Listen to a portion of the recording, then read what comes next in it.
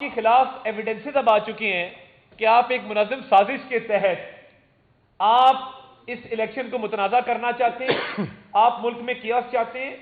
Digital دہشت گردی چاہتے ہیں، اور آپ چاہتے ہیں کہ 9 مئی جیسا کوئی نیا حملہ آپ جو ہے وہ کریں اور اس ملک کو تباہی کے دھانے پہ کھڑا کرتے ہیں، تو یہ کام چلے گا نہیں۔ اور میں یہ سمجھتا ہوں کہ یہ جو آپ کرنے جا رہے ہیں، آپ نے پہلے بھی جس طرح ملک کی معیشت کو نقصان پہنچایا، IMF کی ڈیل کو سابوٹاج کرنے کی کوشش کی، آپ کے لوگوں نے وزرائے خزانہ جو آپ کے صوبوں میں بیٹھے تھے انہوں نے لیٹر لکھے، اس ملک کو دیوالیہ کرنے کی پوری کوشش کی۔ وہ تو نواز شریف کی قیادت میں شہباز شریف صاحب بیٹھے تھے جنہوں نے IMF کا معاہدہ فائنل کر دیا اور ہم کسی مقام پہ پہنچ گئے، ورنہ آپ کی تو پوری کوشش تھی کہ ملک دیوالیہ ہو، شہداء کی یادگاروں کو مسمار کرنا، IMF کو لیٹر لکھنا اور IMF کو یہ کہنا کہ اس ملک کی آپ امداد نہ کریں، IMF کا پروگرام فائنل نہ کریں، 9 مئی جیسے نئے حملوں کی پلاننگ کرنی اور اس کے بعد آروز کی تصویریں لگانی۔ میں فی الحال جو کیئر ٹیکر گورنمنٹ ہے، میں ان سے مطالبہ رکھنا چاہتا ہوں کہ آپ سخت سے سخت ایکشن لیں، پرچے رجسٹر ہونے چاہیے۔ جو انہوں نے آروز کو تھریٹ کیا ہے، یہ کام نہیں چلے گا کہ آپ آروز کو بھی تھریٹ کریں اور ایک کمشنر کے ساتھ آپ رابطے کر کے اس کو کوئی پیشکشیں کر کے ایک منظم کیمپین چلائیں جس کے اسکرین شاٹس آپ کے سامنے شیئر کر دیے گئے ہیں۔ تو یہ جھوٹ کی سیاست، گالم گلوچ کی سیاست، منافقت کی سیاست اور پاکستان کی اسٹیٹ کے خلاف جو سیاست ہے، اس کی قابل قبول نہیں ہے۔ میں عظمہ بخاری صاحبہ کو ریکویسٹ کروں گا کہ وہ اور میں ایک بات میں ایک بات کہہ دوں جو عطا کہہ رہے ہیں نا ابھی کہ قابل مذمت، بالکل قابل مذمت ہے، لیکن مسٹر پرائم منسٹر، جناب چیف منسٹر، قابل گرفت بھی ہے۔ یہ اگر آپ نے ایکشن نہ کیا تو آپ ذمہ دار ہوں گے اس کے۔ آپ نے اگر ان کے اس کرمنل ایکٹ پر آپ نے ان کے خلاف کیسز رجسٹر نہ کیے اور ان کو آپ نے 9 مئی جیسا واقعہ کرنے کی دوبارہ چھوٹ دی تو آپ ذمہ دار ہوں گے دونوں۔ میں صرف 2 لائنیں ایڈ کرنا چاہتی ہوں، زیادہ لمبی تقریر مجھے نہیں کرنی۔ گزارش یہ ہے کہ یہ اس ملک کے اندر کیا رواج بن گیا ہے کہ جو گالی دے گا، جو کریکٹر اسیسینیشن کرے گا، جو دھمکیاں دے گا اور لائیو دے گا اور سوشل میڈیا پہ دے گا، تصویریں لگا کے دے گا، پورے خاندان سمیت دے گا،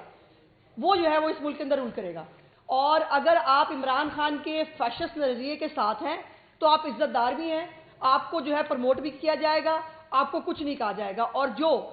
سچ بولنے کی کوشش کرے، اس کے خلاف کھڑا ہو، اس کے ساتھ پھر یہ ہوگا۔ آئی ایم سوری، یہ نہیں چل سکتا، کوئی بھی بنانا ریپبلک کے اندر بھی نہیں چل سکتا کہ جو آروز اور ڈی آروز ان کو اب باقاعدہ پش کیا جا رہا ہے کہ یا تو وہ بھی لیاقت چٹھا بن جائیں، اور اگر وہ لیاقت چٹھا نہیں بنتے تو پھر ان کی پاکستان میں جگہ نہیں ہے۔ یہ نہیں ہو سکتا۔ اس طرح سے لیاقت چٹھا صاحب کی ڈیٹیلز کیا ہے میں اس میں نہیں جانا چاہتی۔ ان کے کتنے جھوٹ پکڑے گئے ہیں 24 گھنٹے کے اندر۔ جھوٹ بولا کہ جو ہے وہ دھاندلی ہوئی، جھوٹ بولا میں نے 50,000 جو ہے وہ ہم نے لیڈ مینیج کی، جھوٹ بولا میں سارے معاملات کو دیکھ رہا تھا، جھوٹ بولا ڈی آروز میرے ساتھ تھے، سب لوگ آ کے کل بتا کے گئے ہیں کہ ان کا کوئی رول نہیں تھا، جھوٹ بولا کہ قاضی فیصل شامل ہے، جھوٹ بولا چیف الیکشن کمشنر ہم سے دھاندلی کرا رہا تھا۔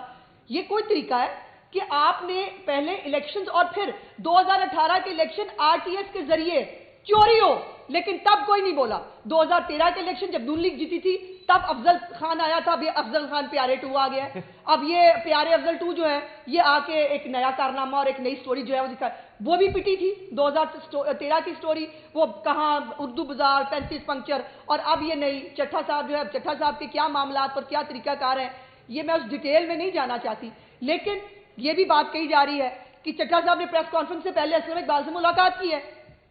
یہ ملاقات جو ہے، اور یہ ہم نے جیسے کل کہا تھا کہ ریکارڈ نکالیں،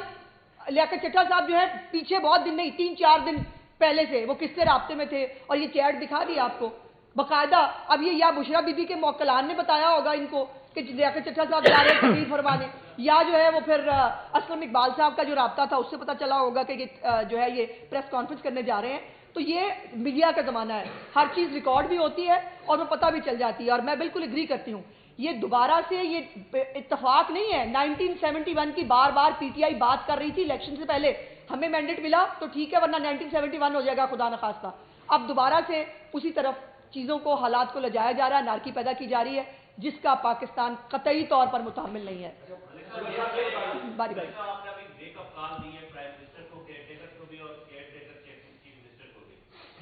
बात 8 फरवरी को क्यों ना आई? आप लोगों के जब रिजल्ट लेट हो रहे थे, जब ये 45 का मामला चल रहा था, PMLN की तरफ से किसी ने वेकअप कॉल नहीं दी कि चीफ इलेक्शन कमीशन वेकअप हो, चीफ मिनिस्टर वेकअप हो, केयरटेकर प्राइम मिनिस्टर वेकअप हो। आज लियाकत सेठा के इल्जामात के ऊपर आप कह रहे हैं कि केयरटेकर मिनिस्टर जो है चीफ मिनिस्टर वेकअप हो, तो उस दिन PMLN की तरफ अरे बड़ी अच्छी बात की आपने, क्योंकि देखिए मैं तो ग्राउंड का आदमी हूँ। टेबुलेशन ऑफ रिजल्ट्स 4-6 घंटे का काम होता है।